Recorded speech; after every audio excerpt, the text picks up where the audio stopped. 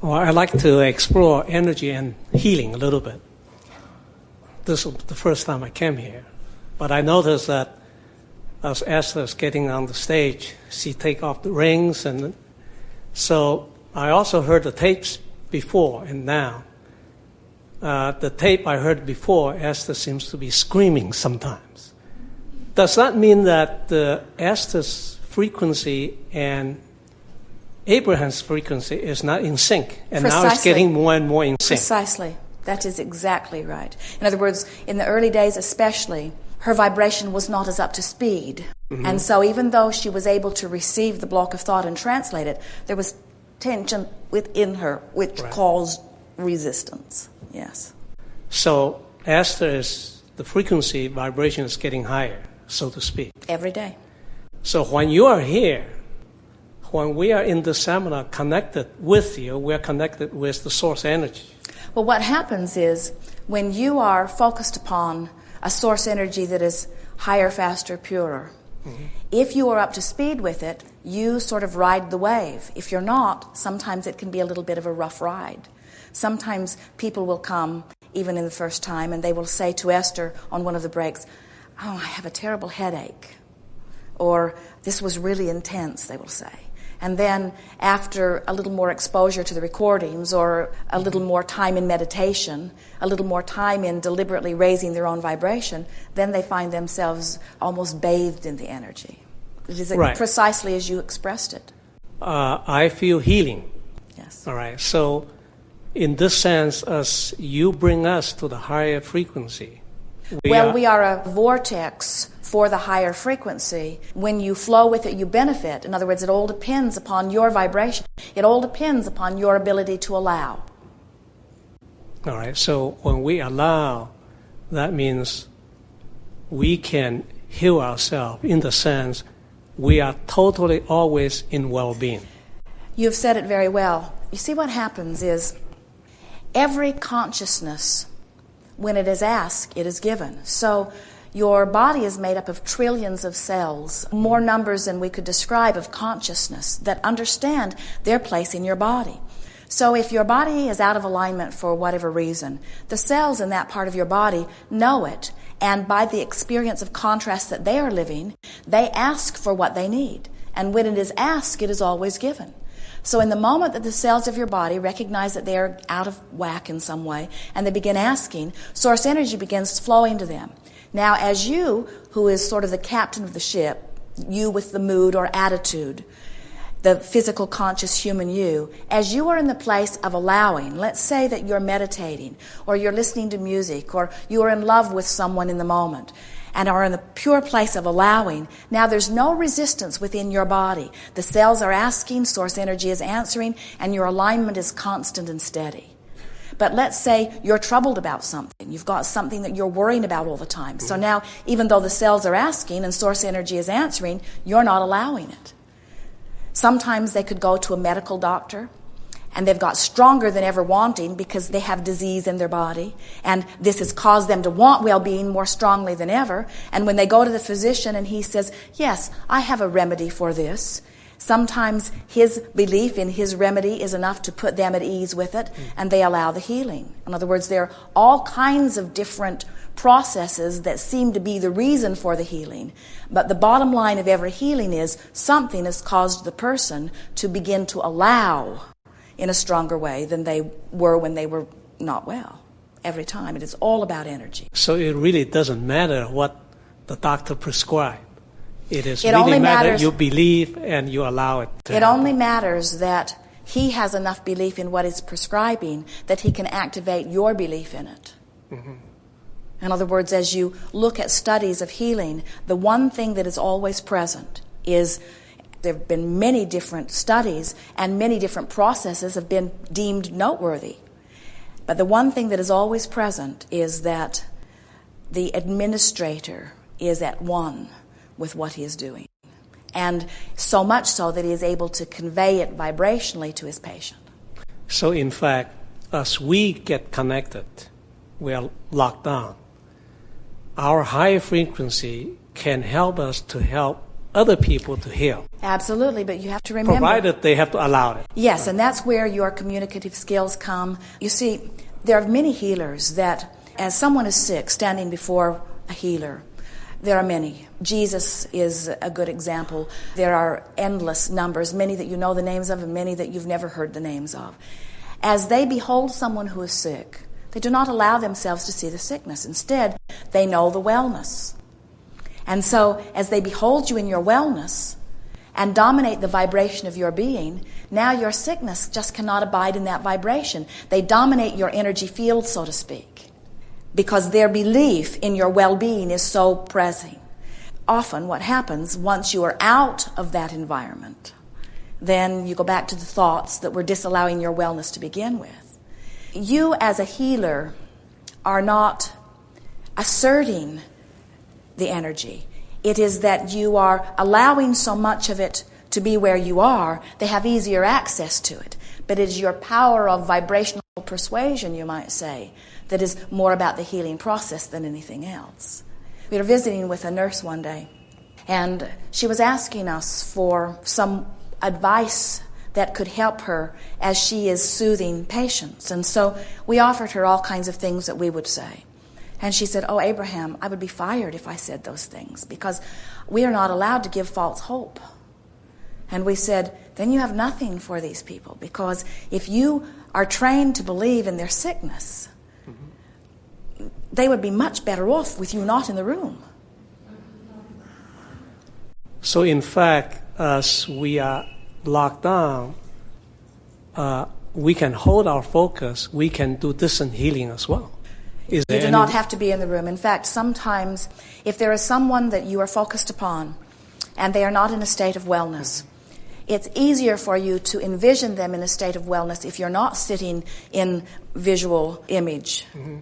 And so you could be anywhere and hold someone as your point of focus and powerfully affect their well-being.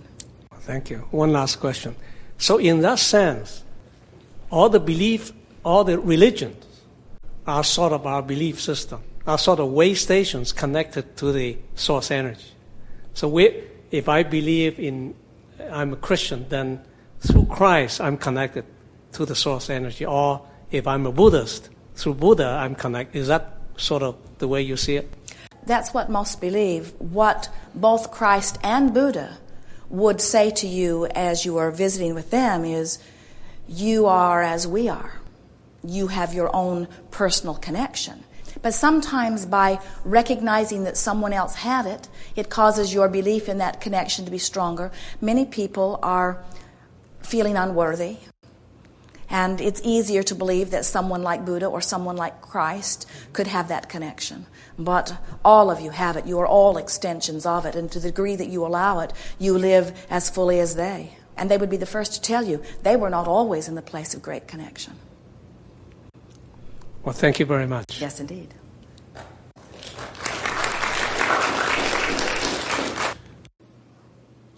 I'd like to know the difference between being a controlling person and being a creator. Well, from our perspective, they mean one and the same. But in the vernacular in which you are offering it, often a person who is thought to be, even by themselves and especially by others, as controlling, is someone who is falling in that first category that we were talking about earlier, of wanting to control the conditions around so that they can then observe better feeling conditions and therefore feel good. While an allower is someone who does not try to change any circumstances. Instead, they control only what they give their attention to. And by doing so, they choose or focus upon those things that cause them to offer a vibration that allows their own well-being. Your question hits right at the heart of what we are so much wanting to emphasize, because most people think that deliberate creating is about controlling things. And really, the best way to control or create your own experience is to control your own vibration. And really, controlling your own vibration, that speaks to what allowing is more than any other thing that we could say. Allowing is me looking around my environment, whether it is past, present, or future, and finding things that feel good when I ponder them, and then using those good feeling things as my predominant points of focus so that I can offer a vibration that allows more things like them to come into my experience. The best way to really hear about allowing is to understand the basis of it first, and we'll give that to you here briefly. You already know it, but we'll speak it anyway. You and your physical body are extensions of source energy. Source energy is flowing through you at all times. The more you allow the source energy to flow, the better you feel. The less you allow the source energy to flow, the worse you feel. So what the word allowing means in the highest sense of the word is allowing the source energy to flow. Sometimes people think when we talk about allowing that it means find somebody that's doing something really outrageous and allow it. And we say, well, that's more like tolerating. What allowing really is wanting so much to allow the source energy that is really me to flow through me, to me, and through me, that I'm willing to choose thoughts that allow that to be. So when you are in this place of allowing the source energy to flow, now you are at your height of creativity. In other words, that's when you are allowing the fullness of who you are. You see, who you really are is really, really well and really, really clear-minded and really, really feeling good. Who you really are is someone with excellent timing and fantastic resilience and flexibility. Who you really are is tuned in, tapped in, turned on. That's who you really are. And that's what the allowing really means, allowing the fullness of who I really am to flow. So when you look at something unwanted, and it might be something that you're very justified in feeling your negative emotion about, but nevertheless, as you look at this unwanted thing and you push against it, now you are resisting rather than allowing. So allowing as opposed to controlling. Most people who are trying to control their experience are not even thinking about what they're doing with their own focus or with their own vibration. Instead, they're trying to control conditions around them, which is impossible beyond a very limited scope. You ever tried that? You just get somebody whipped into shape and then they go off and talk to somebody else and they come back and they're all ruined again. Or you just get this one whipped into shape and then that one doesn't, and then you get that one whipped into shape and then that one doesn't. It's like the plate spinning act. You cannot get them all where you need them to be at the same time. And so that's why we do not encourage controlling. We encourage just adjusting your own vibration. And as you do that, every relationship you experience will change into something more pleasing. Sometimes people say, well, allowing is pretty easy when I just think of myself and relationship to the world. But allowing is not so easy when I think about my children or when I think about my parents or when I think about the people I work with. It's harder to allow when they have so many different ideas about the way that they should live. And we say, well, first of all, we don't want you to do it for them. We want you to do it for you. And second, every person, no matter who they are, is multifaceted. You too. There is tremendous vibrational potential within everyone. So when you adjust your vibration, law of attraction is going to match you up, first of all, with those who are a better vibrational match to where you are. Some say, well, I've heard that everything in my experience is a mirror of who I am. And we say it's a mirror of the vibration that you are predominantly offering.